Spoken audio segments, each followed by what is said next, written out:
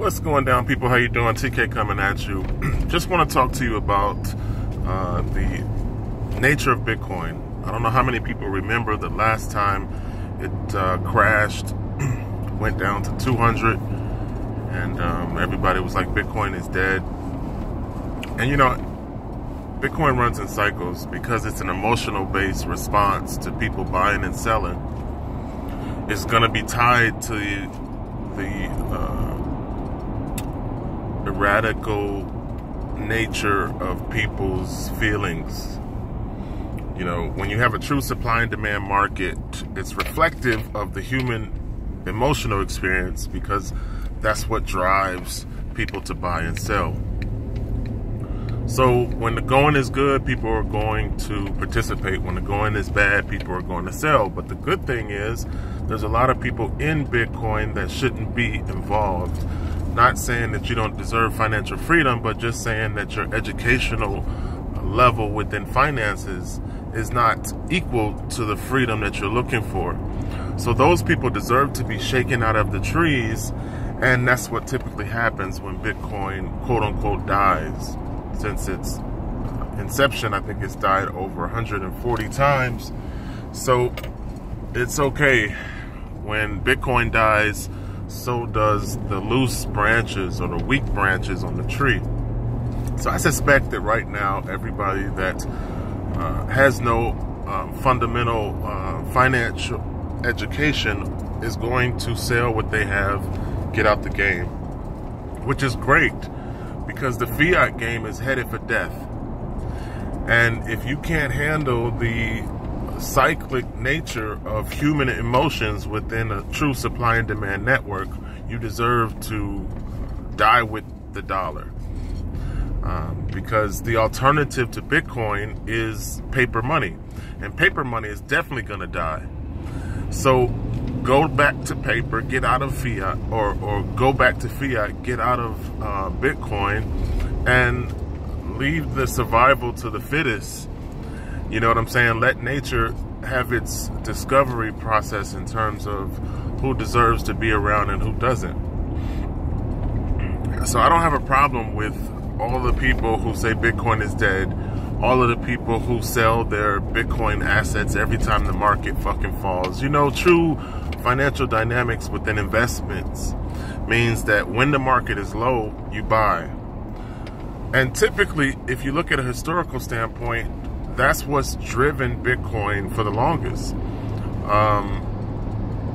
Typically, Bitcoin falls. There's people with real money, institutional money, that dive in as soon as it falls. This lull has been one of the longest that I've seen because typically when Bitcoin hits these unprecedented lows, people dive in and they just drive the price back up because real money comes in and buys a significant amount given that the price has dropped. So institutional players wait for Bitcoin to fall because they know that you buy at the dips. Idiots that participate in Bitcoin that sell at the dips deserve to lose their money. They deserve to go back to fiat, and they deserve to be let off a cliff, the cliff that is coming with the fractional reserve banking and the nature of theft that's involved in inflation. So I don't feel sorry for people who have no intelligence.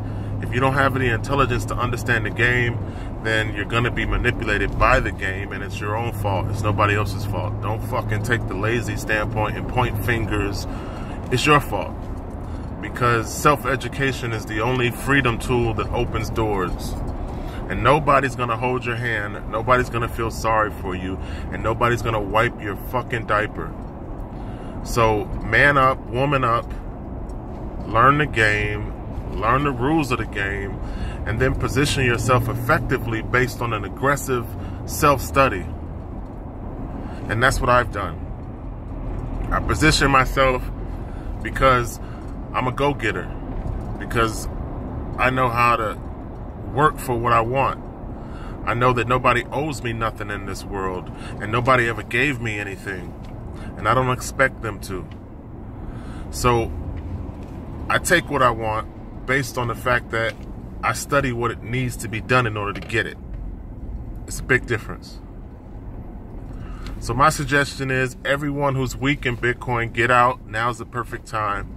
Everybody who's strong in Bitcoin, if you have any liquidity, buy. I wish I had the liquidity to snatch up a couple, but I don't.